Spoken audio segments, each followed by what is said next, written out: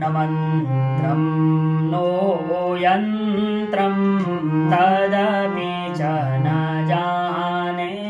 स्तुतिमहो न चावानं ध्यानं तदपि च न जाने स्तुतिकथा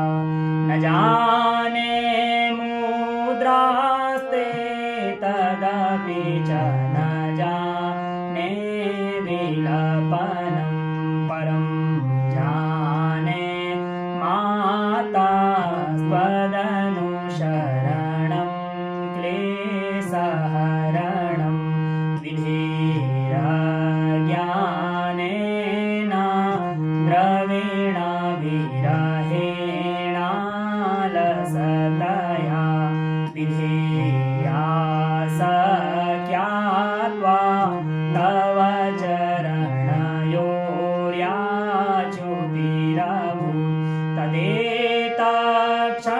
तदेतक्षन्तव्यं जननि सकलो द्वारिणि शिवे कुपुत्रो जायेत क्वचिदपि कुमाता न भवेत् पृथिव्यां पुत्रास्ते जननि बहवः सन्ति सरला परं देशा मध्ये विरलतरलोऽहं तव श्रुत मदीयोऽयं त्यागसमुचितमिदं नो तव शिवे कुपुत्रो जायेत क्वचिदपि कुमाता न भवति जगन्मातर्माता स्तव चरणसेवा नरचिता न वादतं देवी द्रविणमपि भूयस्तव महि तथापि त्वं स्नेहं मयि निरुपमं यत्र कुरुषे कुपुत्रो जायेत क्वचिदपि कुमाता न भवति परित्यक्त्वा देवा विविधविधसेवा कुलतया मया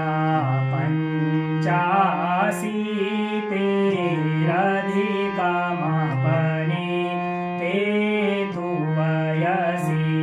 इदानीं चेन्मातास्तव यदि कृपा नापि भवेदा निरालम्बो दरजननिकं यामि शरणं स्वपाको जल्पाको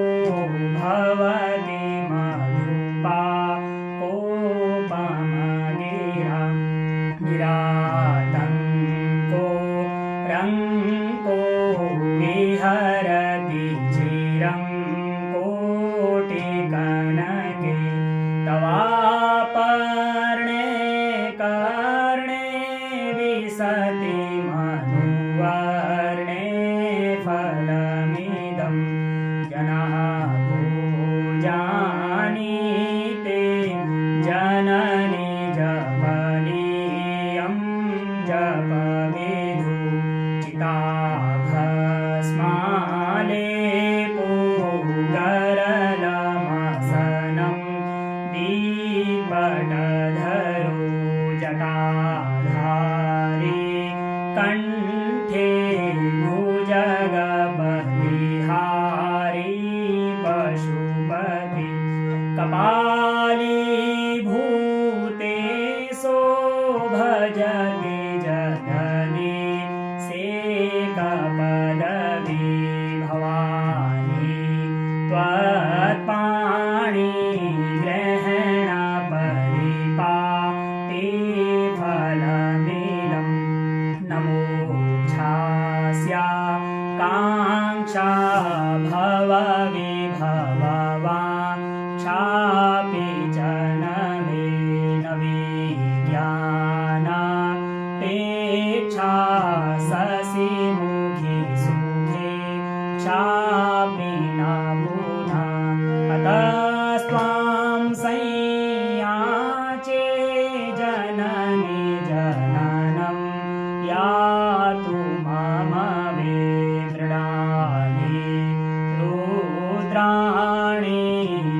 शिवा शिवा भवानीति जपता नाराधिता सविधिना विविधोपचारे किं रोचचिन्तनपरेण कृतं भजोमि श्यामे त्वमेव यदि किञ्चन मयि अनाथे धत्से कृपामुचितमं परमं तवे आपात्सुमग्नं स्मरणं त्वदीयं करोमि दुर्गे करुणारवेसि नेतच्चटत्वं मम भावयेता च्युतातिशार्ता जननी स्मरन्ति जगदम्ब विचित्रमत्र किं परिपूर्णा करुणास्ति चेन्मयि अपराधे परं परापरं न हि माता समुपेक्षते सुतं मत्समापातके नास्ति पापाग्नि त्वत्समा नहि एवं ज्ञात्वा महादेवी तथा योग्यं यथा कुरु एव माता च पिता त्वमेव बन्धुश्च सखा त्वमेव विद्या द्रविणं त्वमेव सर्वं मम देव कर्पूरगौरं करुणावतारं संसारसारं भुजगेन्द्रहारं सदा वसन्तं हृदयारविन्दे भवं भवानी सहितं नमामि भवं भवानी सहितं नमामि।